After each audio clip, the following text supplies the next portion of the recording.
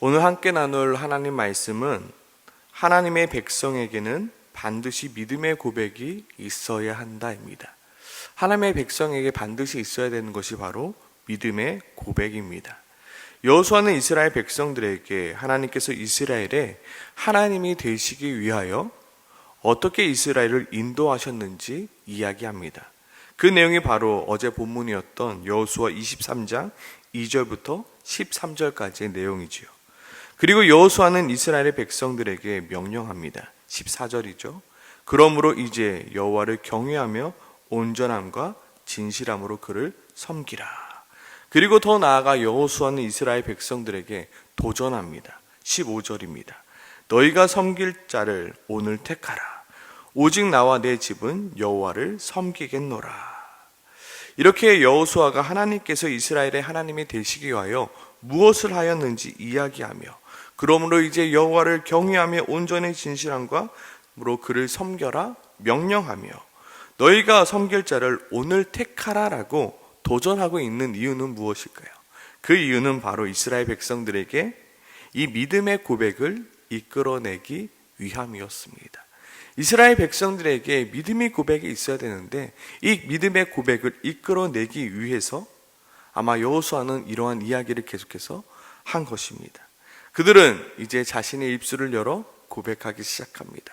자신의 믿음의 고백을 하기 시작합니다. 16절이죠. 우리가 결단코 여호와를 버리고 다른 신들을 섬기지 아니하겠나이다. 그리고 18절이죠. 우리도 여호와를 섬기리니 그는 우리 하나님이시니이다. 내가 하나님을 버리고 다른 신을 섬기지 않겠습니다. 우리가 여호와만을 섬기겠습니다. 그는 우리의 하나님이십니다라고 그들은 믿음의 고백을 하기 시작합니다. 오늘 여호수아는 이스라엘 백성들의 자신의 입으로 한 그 믿음의 고백을 매우 중요하게 여기고 있습니다.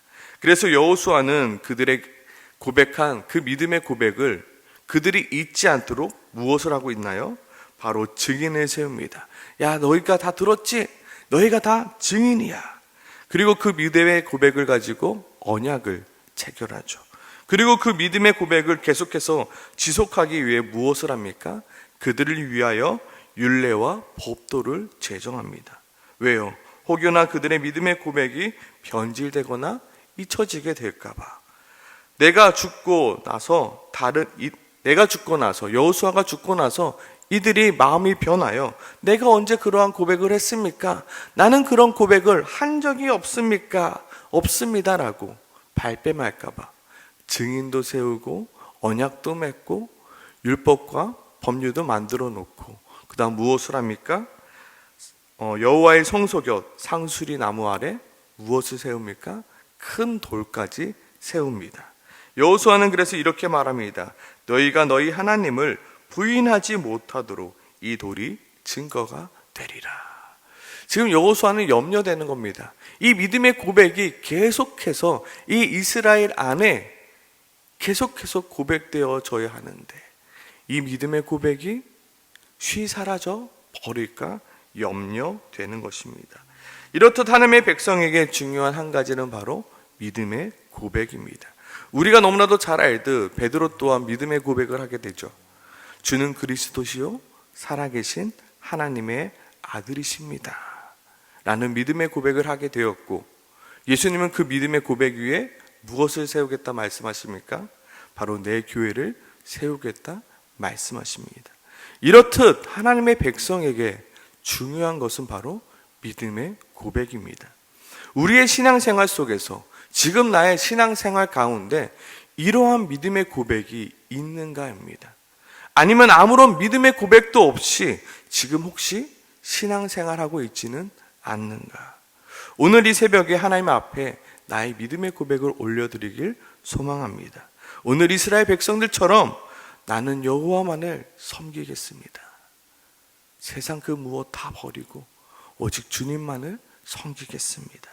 아니면 베드로와 같이 주는 그리스도시요 살아계신 하나님의 아들이십니다.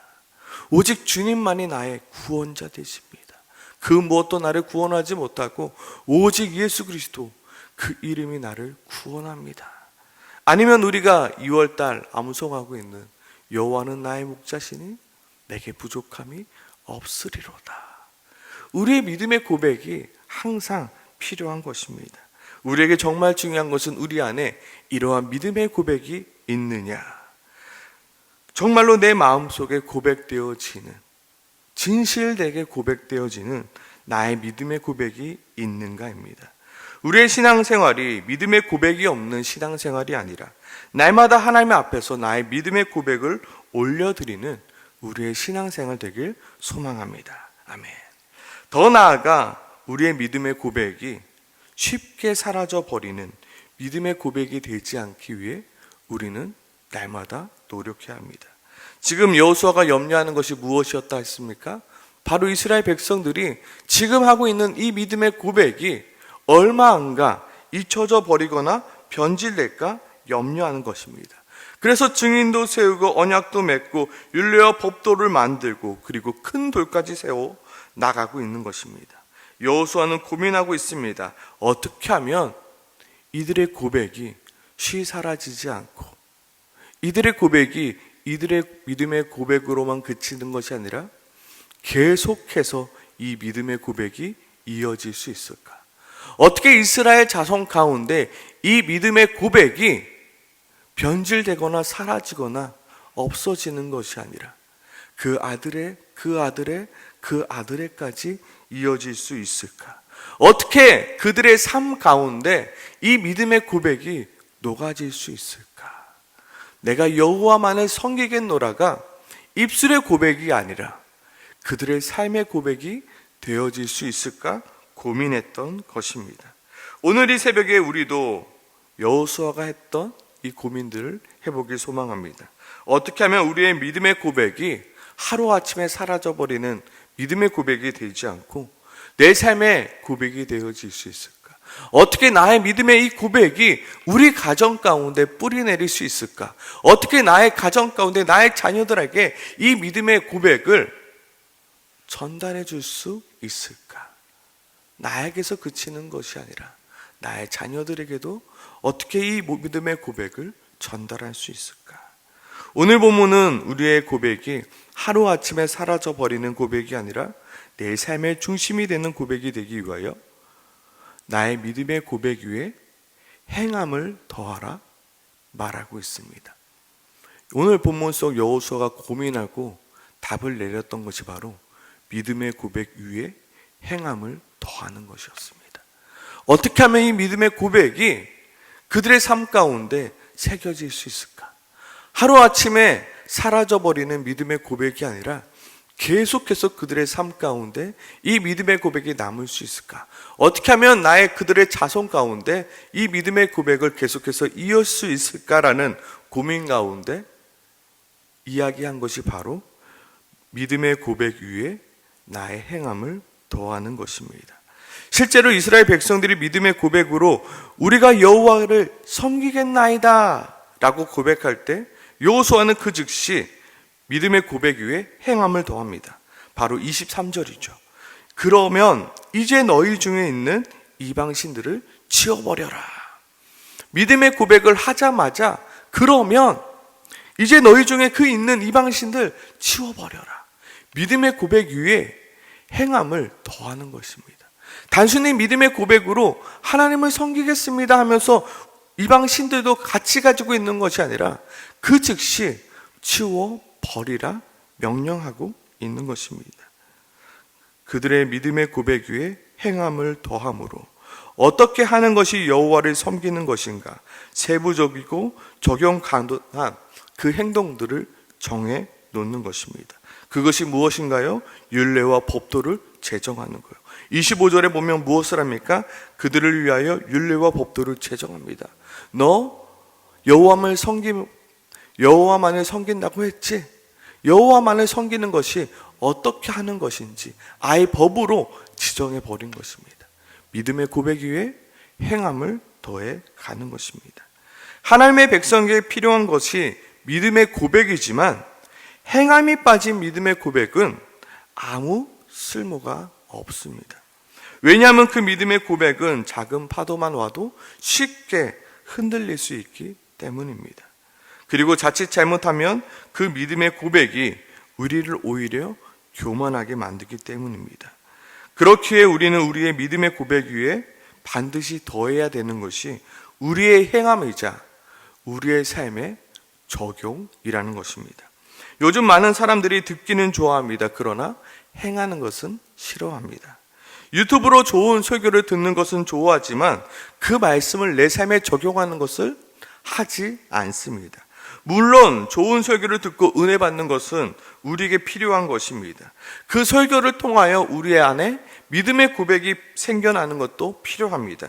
하지만 정작 듣기만 좋아할 뿐 내 삶에 그 행함을 더하지 않는다면 어쩌면 우리의 믿음의 고백은 우리에게 도구로 돌아오게 됩니다. 하나님께서 우리에게 믿음의 고백을 하게 하신 이유는 그 믿음의 고백 위에 행함을 더하게 하시기 위함입니다. 우리를 더욱더 하나님의 자녀답게 만들어 가시기 위하여 우리에게 믿음의 고백을 하시게 하시고 그 믿음의 고백 위에 우리의 행함을 더하게 하신 것입니다. 오늘 하나님께서 나에게 주신 믿음의 고백은 무엇입니까? 그 고백 위에 우리의 행함을 더하길 소망합니다. 오늘 이 새벽에 고백만 하는 것이 아니라 내가 어떻게 이 고백을 내 삶 가운데 적용해 갈까? 어떻게 내 믿음의 고백 위에 나의 행함을 더해 갈까? 고민하는 오늘이 새벽이 되길 소망합니다. 그리하여 믿음의 고백 위에 무엇이 열리도록요? 삶의 열매들이 열리도록요. 믿음의 고백 위에 나의 행함을 더할 때 우리는 비로소 무엇을 깨닫게 되냐면 우리의 연약함을 깨닫게 됩니다. 믿음의 고백을 할 때는 쉽죠. 여호와는 나의 목자시니 내게 부족함이 없으리로다. 근데 그 위에 행함을 더하지 않고 고백만 한다면 그 믿음의 고백대로 살아가는 것이 얼마나 힘든지 우리는 알지 못한 채 그냥 교만해질 수밖에 없다는 것입니다. 믿음의 고백 위에 나의 행함을 더할 때 비로소 우리는 하나님을 경험하게 됩니다. 하나님, 내가 이 믿음의 고백대로 살아가게 도와주시옵소서. 나의 고백대로 나의 삶을 살아가게 도와주시옵소서. 발버둥 칠 때요, 우리는 하나님을 경험할 수 있습니다. 나의 부족함을 채우시는 하나님을 경험하게 되며 내가 알지 못하는 크고 은밀한 일로 나를 도우시는 하나님을 경험하게 됩니다. 말은 쉽습니다. 그런데 행함은 무척 어렵습니다. 그런데 행함이 없으면 성장도 없고 행함이 없으면 하나님을 경험할 수도 없습니다. 오늘 이 새벽에 하나님께 나의 믿음의 고백을 올려드리길 소망합니다. 그리고 오늘 이 새벽에 하나님, 이 믿음의 고백을 나의 삶 가운데 어떻게 행할 수 있을까요? 오늘 이 믿음의 고백대로 내가 어떠한 행함을 더할 수 있을까요? 하나님, 이 믿음의 고백을 내 삶 가운데 어떻게 적용할 수 있을까요? 치열히 고민하고 오늘 하루를 믿음의 고백대로 살아가는 우리 모두가 되길 소망합니다. 아멘. 함께 같이 기도하겠습니다.